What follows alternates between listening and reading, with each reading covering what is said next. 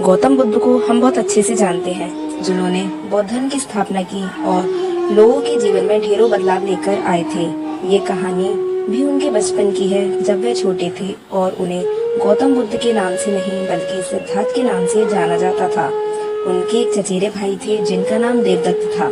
चलिए जानते हैं इस कहानी के बारे में। राजा सिद्धार्थ के महल के पास एक उद्यान था, जहाँ पर राजा सिद्धार्थ बैठकर प्रकृति का आनंद लिया करते थे।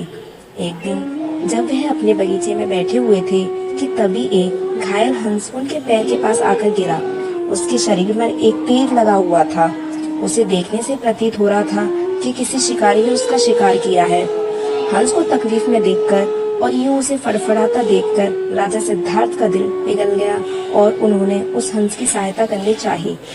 उन्होंने सबसे पहले उस हंस के शरीर से वह तीर निकाला और घायल जगह पर मलहम लगाया कर उसकी पट्टी की। यह सब कर लेने के बाद देवदत्त कुछ खोजता हुआ सिद्धार्थ के पास आया। देवदत्त जैसे ही सिद्धार्थ के पास पहुंचा, उसने कहा, अच्छा तो ये तुम्हारे पास है, लाओ इसे मुझे दे दो। इसका मैंने शिकार किया है। इसका शिकार करने में मुझे बहुत मेहनत करनी पड़ी थी। इस पर मेरा अधिकार है। देवदत्त की ये बात सुनकर सिद्धार्थ ने उससे कहा, नहीं, ये हंस घायल था और मेरे पास आया। मैंने इसकी मदद की और इसकी जान बचाई, इसलिए इस पर मेरा अधिकार है। दोनों भाइयों के बीच उस हंस के अधिकार को लेकर बहस होने लगी। अब वे जानना चाहते थे कि उस हंस पर किसका अधिकार ज्यादा है।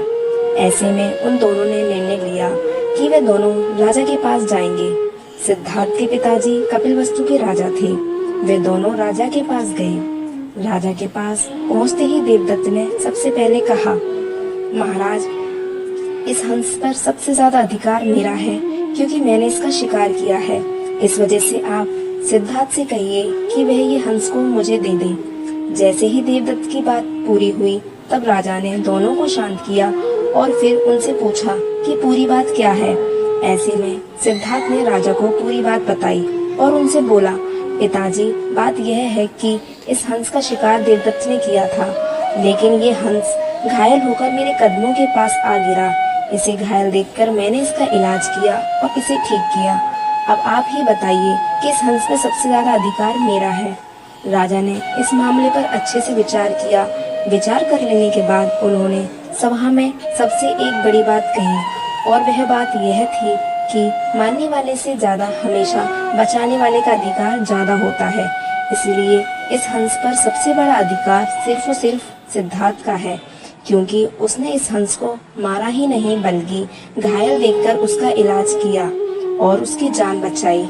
राजा ने ऐसा कह लेने के बाद देवदत्त को बात समझ में आ जाती है कि जान चुका था कि मारने वाले से हमेशा बचाने वाले का अधिकार ज्यादा होता है।